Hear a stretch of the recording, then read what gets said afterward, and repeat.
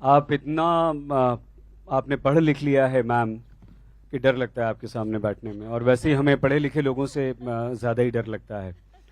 पहला तो ये कि क्या ज़रूरत थी इतना पढ़ने की, हम लोगों को कॉम्प्लेक्स क्यों दे रही हैं आप? मतलब पीएचडी डीएलएड पता नहीं क्या क्या, हमें तो समझ में भी नहीं आता है वो।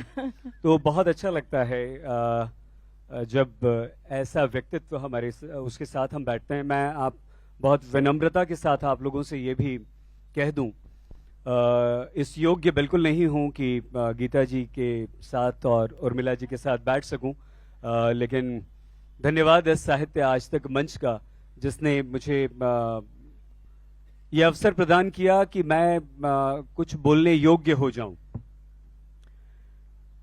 20 से अधिक किताबें आपकी, कई का संपादन आपने किया, अध्यापन आपने किया, विदेश यात्राएं आपने की, लेकिन आपकी लेखनी में भी वो स्त्री दर्द हमेशा हर कहानी में, चाहे वो कमरा नंबर 303 हो, चाकू भी स्त्री मांगती है तो किस तरह से मांगती है, चाहे वो वृद्धों की पीड़ा हो, उसमें भी हम जब विधवाओं की बात करते हैं, और उसमें भी हम जब मथुरा का हमारे मन में जरा सा भी मैम ध्यान आता है तो आंखें नम हो जाती हैं।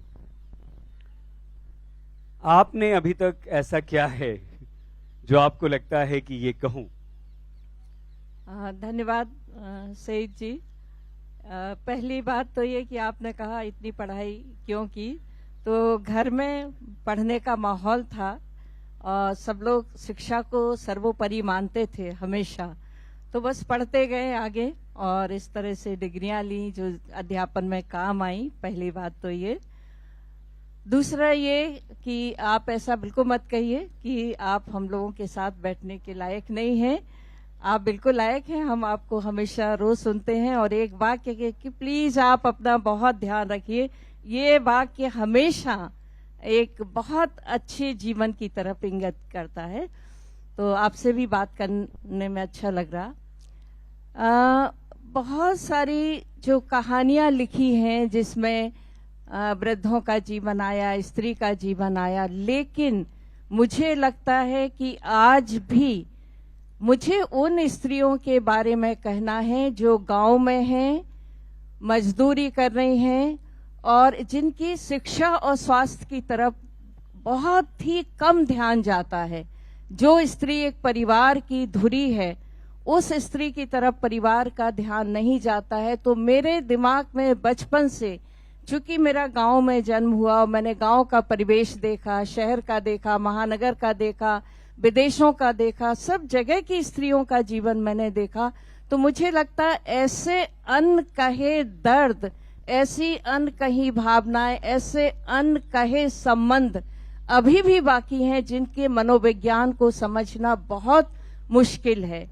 दूसरा, ये जो युद्ध चल रहे हैं या जो युद्ध अभी हम बचपन से देखते आए हैं, और उन युद्धों की विभीषिका में जिन निर्दोष लोगों का कोई दोष नहीं होता है, उन स्त्रियों के, उन बच्चों का जो विलाप है, जो रुदन है, जो बिखरी हुई जिंदगी है, अचानक वो विस्थापित हो जाते हैं। जैसे बड़े बड़े बिल्डिंग बनती है महानगरों में और खेतों को उजाड़ दिया जाता है, महानगरीय जीवन में खेतियां कम होती जा रही। इसी तरह से युद्ध की जो विभीषिका के नीचे अभी मैं जो देख रही हूं, और किस तरह से सुंदर देश के देश, प्रकृति की प्रकृति, नदी की नदी सब उजड़ती जा रही हैं, तो मुझे लगता है कि इस रोती हुई मनुष्यता को, बच्चों के, स्त्री के दुख को अभी कहना मेरे लिए बहुत जरूरी है।